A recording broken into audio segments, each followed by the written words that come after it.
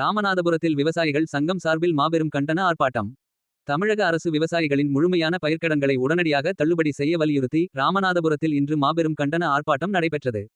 ராமநாதபுரம் மாவட்ட ஆட்சியர் அலுவலகம் முன்பாக இன்று காலை 10 மணியளவில் இந்த ஆர்ப்பாட்டம் நடைபெற்றது. தமிழ்நாடு வைகை விவசாயிகள் சங்கத்தின் சார்பாக நடத்தப்பட்ட இந்த கண்டன ஆர்ப்பாட்டத்திற்கு அதன் நிறுவன தலைவர் பாக்கியநாதன் தலைமை தாங்கினார். ஆர்ப்பாட்டத்தில் கலந்து கொண்ட விவசாயிகள் வறட்சி மற்றும் பொருளாதார பற்றாக்குறையால் பாதிக்கப்பட்டுள்ள தங்களுக்கு கூட்டுறவு மற்றும் பொதுத்துறை வங்கிகளில் பெறப்பட்ட பயிர்க்கடன்கள் அனைத்தையும் மாநில அரசு முழுமையாக தள்ளுபடி செய்ய வேண்டும் என வலியுறுத்தி கோஷங்களை எழுப்பினர். இந்த ஆர்ப்பாட்டத்தில் மூத்த நிர்வாகி சோழந்தூர் பாலகிருஷ்ணன் மற்றும் தமிழ்நாடு வைகை விவசாயிகள் சங்கத்தின் முக்கிய நிர்வாகிகள் நூற்றுக்கணக்கான விவசாயிகள் திரளாக கலந்து கொண்டு தங்களது கோரிக்கைகளை வலியுறுத்தினர்.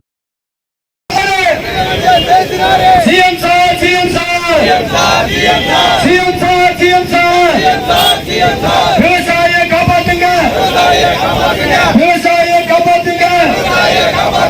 ஈட்டி முனை பாஞ்சாலை, ஈட்டி முனை பாஞ்சாலை. அஞ்ச மாட்டோம், அஞ்ச மாட்டோம். பொய்யான வாக்குறுதியை சொல்லி சொல்லி ஏமாற்று, சொல்லி சொல்லி ஏமாற்று. தமிழக விவசாயிகளை ஏமாற்றியது போதும்.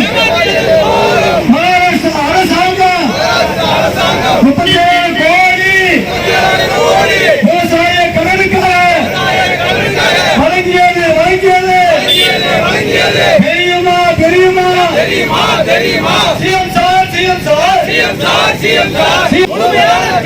பயிர்க்கடனை தள்ளுபடி செய்யும் வரை விடமாட்டோம்.